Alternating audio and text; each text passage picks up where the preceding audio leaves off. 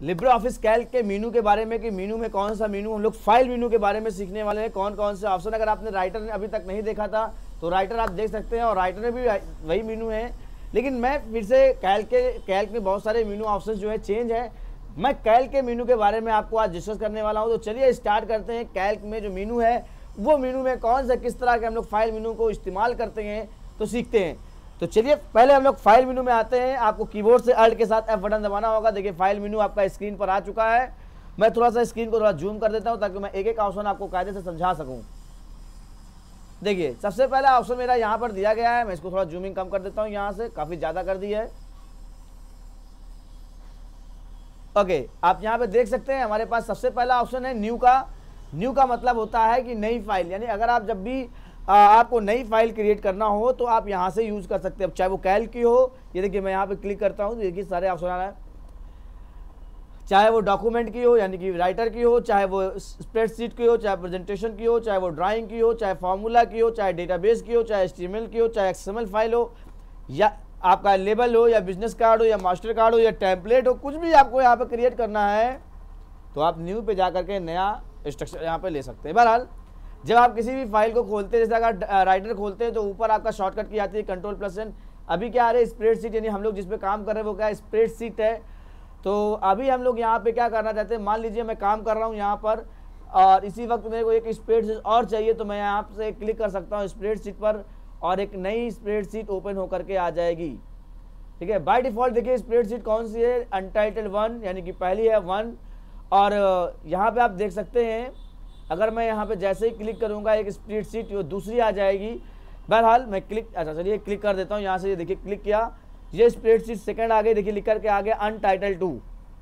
और शॉर्टकट की होती है Ctrl+N, इसकी शॉर्टकट की होती है। तो फाइल का मतलब हो गया, फाइल में पहला ऑप्शन जो था न्यू का मतलब हो गया नई फाइल क्रिएट करना चाहता हूँ मैं स्प्रेडशीट की, तो वो आप यहाँ पे ओपन कर सकते हो बड़े आसानी से। और अगला ऑप्शन क्या है, ओपन का है। ओपन का मतलब हो गया कि अगर आपने कोई फाइल सेव करके रखी हुई है, उस फाइल को आप ओपन करना चाहते हो तो यहाँ से कर सकते हो। मैं यहाँ ओपन पे जाता हूँ और शॉर्टकट की भी दी हुई है Ctrl+O की मदद से भी ये काम आप कर सकते हैं।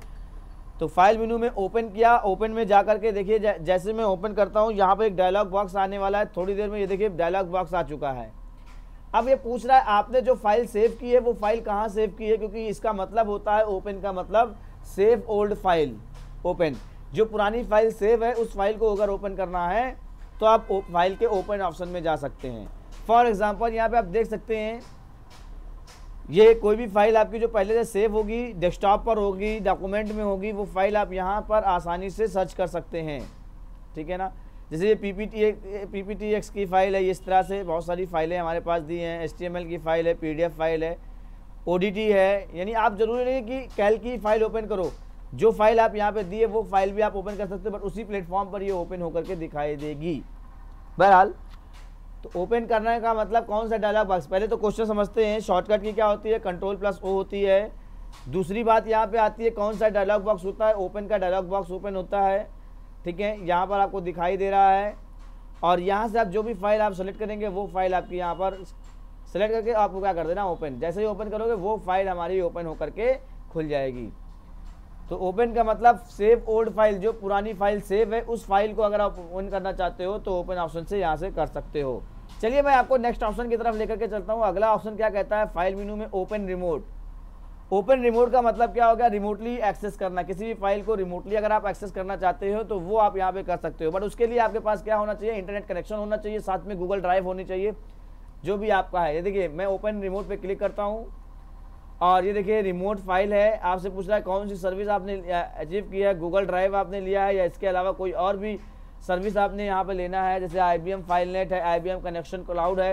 यानी क्लाउड पे जो डेटा आपने रखा हुआ है वो कहाँ पर रखा हुआ है, क्लाउड स्टोरेज जो होती है, क्लाउड स्टोरेज होता है आपका, वहाँ से आप इसका यूज़ कर सकते हो। बहरहाल ये आप गूगल ड्राइव है, अगर आपने कोई फाइल गूगल ड्राइव में सेव रिमोट के थ्रू करी हुई है तो आप यहाँ से इसको एक्सेस कर सकते हो। तो यहाँ से ओपन करके आप जैसे फाइल को ओपन कर रहे थे वैसे आप यहाँ पे क्या कर सकते हो, क्लाउड स्टोरेज वाली जो फाइल है उसको भी ओपन कर सकते हो। किसके थ्रू, ओपन रिमोट के थ्रू। ओके, चलिए अगला ऑप्शन क्या है, रीसेंट डॉक्यूमेंट। रीसेंट डॉक्यूमेंट का मतलब हो गया कि हाल ही में जो खोली गई फाइलें हैं वो कौन कौन सी हैं। यहाँ पे देखिए ये सारी फाइलें हैं जो अभी मैंने लास्ट टाइम पे सेव की थी ये फाइलें हैं, और जो भी ओपन की गई थी उसको फाइल यहाँ पर दिया गया है। सारी ऑप्शंस यहाँ पे है। कुछ ओडीएस की यानी कैल की फाइल है, कुछ ओडीबी की है, कुछ ओडीटी की है, कुछ इस तरह से बहुत सारी फाइलें यहाँ पर दी गई हैं। आपसे क्वेश्चन आता है रिसेंट फाइल में बाय डिफ़ॉल्ट कितने फाइल तक ओपन रहती है, तो 25 तक यहाँ पर आप देख सकते हो। 25 तक यहाँ पे दिया है। 25 के बाद ये हिस्ट्री क्लियर भी की जा सकती है। यानी अगर आपसे क्वेश्चन पूछा जाए कि क्वेश्चन है कि रिसेंट डॉक्यूमेंट में कितनी फाइलें ओपन होती है बाय कैल्क में, तो आप बता दीजिएगा। लिब्रा ऑफिस में 25 फाइलें रिसेंट फाइल में दिखाई देती हैं, जिसको आप ओपन कर सकते हैं 1 बाय 1। 25 तक ओपन किया जा सकता है। चलिए आगे देखते हैं अगला क्वेश्चन क्या होता है। अगला ऑप्शन होता है क्लोज का। क्लोज का मतलब जो करंट फाइल ओपन है उसको क्लोज करना चाहते हैं, तो आप यहाँ से क्लोज बटन पे क्लिक कर दें तो करंट फाइल क्या हो जाएगी, क्लोज हो जाएगी। करंट फाइल मतलब जिस पे हम काम कर रहे हैं वो फाइल हमारी क्या हो जाएगी, क्लोज हो जाएगी। मैं क्लिक करके दिखाता हूँ। ये देखिए हमारे पास जो भी करंट फाइल होगी वो क्या हो गई, क्लोज हो गई। अभी मेरे पास अनटाइटल्ड 2 वाली क्लोज हो गई है, मेरे पास अब अनटाइटल्ड 1 वाली बची हुई है। इसी तरह से अगला ऑप्शन क्या है, विजार्ड। विजार्ड का मतलब स्टेप बाय स्टेप किसी भी कार्य को करना हो तो आप यहाँ से इसका यूज़ कर सकते हैं। चलिए विजार्ड में पहला ऑप्शन क्या है, लेटर का ऑप्शन है। मैं लेटर ऑप्शन पे आपको विजार्ड पे लेकर के जाता हूँ। तो ये देखो जब कोई काम स्टेप बाय स्टेप किया जाता है इसको बोलते हैं विजार्ड्स। तो यहाँ पे आप देख सकते हो विजार्ड्स ओपन हो रहा है। कुछ थोड़ी देर में ये ओपन हो जाएगा और ये एक सैंपल देगा आपको। ये देखिए सैंपल दिया। अगर आप चाहो तो यहाँ से कोई भी बिजनेस लेटर तैयार कर सकते हो, फॉर्मल लेटर तैयार कर सकते हो।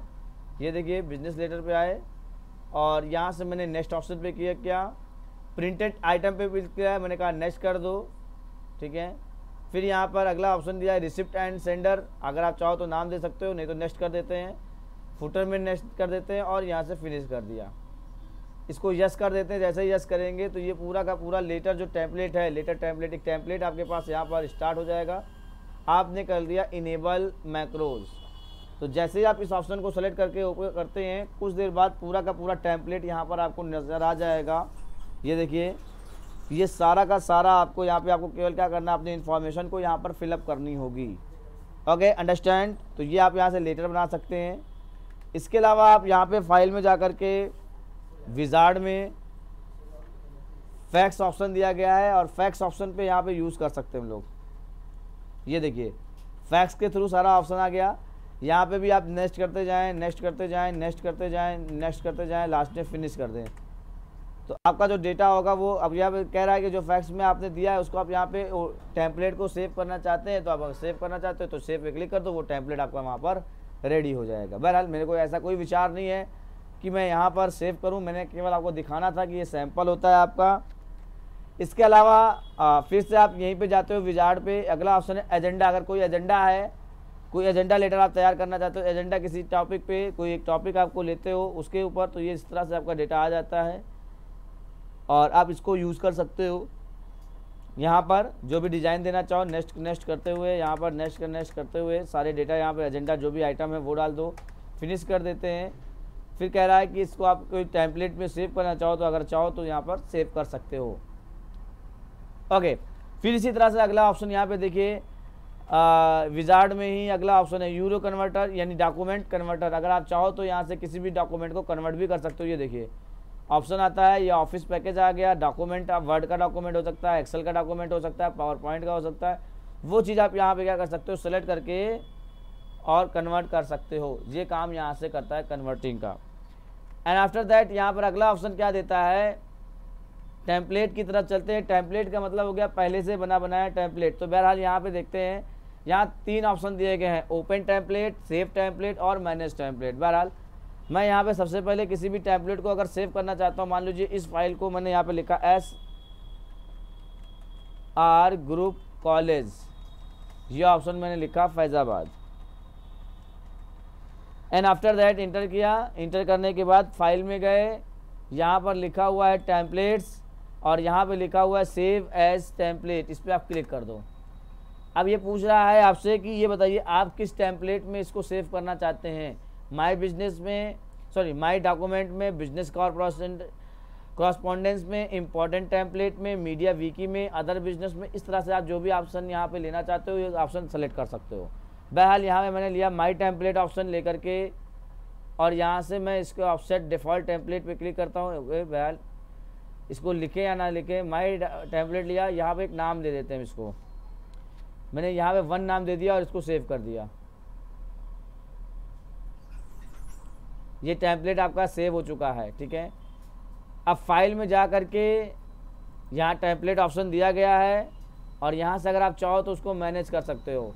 ये देखिए मैनेज टेम्पलेट पे गए और जिस भी टेम्पलेट को आपको सेलेक्ट करना हो वो आप यहाँ से ले सकते हो। ये देखिए मेरा ये टेम्पलेट है, मैंने यहाँ अभी बनाया है, सेलेक्ट करके यहाँ पे इसको क्या कर सकते हैं, ओपन कर सकते हैं, ठीक है ना। एक्सट्रैक्ट कर सकते हैं, मूव कर सकते हैं, ये सारे काम हम यहाँ पर कर सकते हैं।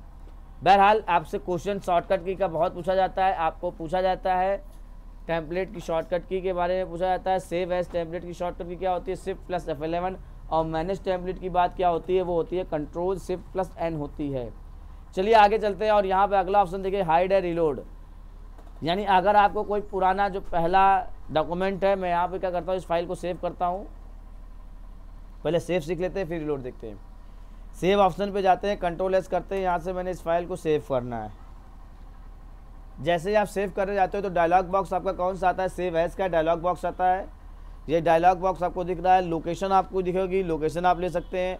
फाइल का नाम जो भी आप होगा वो नाम डाल देते हैं। तो मैंने यहाँ पे एक नाम डाल दिया 1, ठीक है, 2, 3।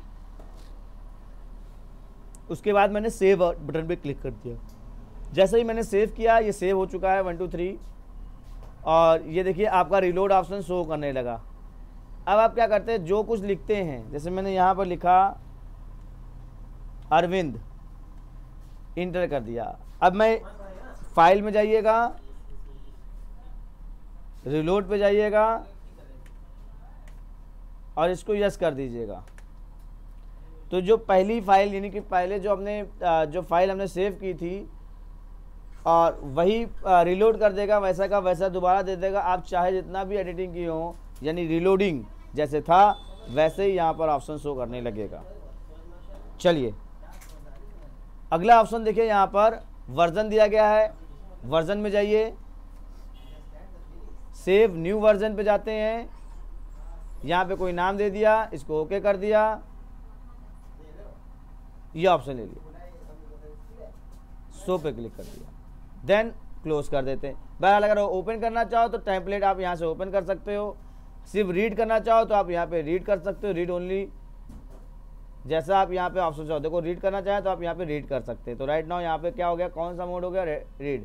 अब यहाँ से अगर हमको एडिट करना होगा तो एडिट डॉक्यूमेंट पे क्लिक कर देंगे तो हमारा डॉक्यूमेंट क्या हो जाएगा, ये इस तरह से आप यूज कर सकते हो। बहरहाल मैंने आपको यहाँ पर दिखाया क्या है, फाइल और वर्जन के बारे में यहाँ पर एक्सप्लेन किया, ठीक है ना। अभी नेक्स्ट ऑप्शन देखते हैं, यहाँ पर सेव भी बता चुका हूँ, अब सेव एज के बारे में बताता हूँ। जब किसी फाइल को दूसरे नाम से सेव करना उसी फाइल को, तो हम सेव एज का यूज़ करते हैं। जैसे हम यहाँ पे सेव ऑप्शन पे आप क्लिक करेंगे तो सेव ऑप्शन का डायलॉग बॉक्स यहाँ पे आ रहा है, यहाँ पर, ठीक है। ये देखिए फाइल में गए, सेव ऑप्शन पे गए, यहाँ पे हमने इस फाइल को अगर सेव नहीं किया है तो ये ऑप्शन यहाँ पे इस तरह से दिखेगा। अगर मैं इस फाइल को यहाँ से सेव कर देता हूँ और फिर अगेन जा करके उस पर फाइल पे जा करके सेव करूँगा तो ये डायलॉग बॉक्स नहीं आएगा, ठीक है।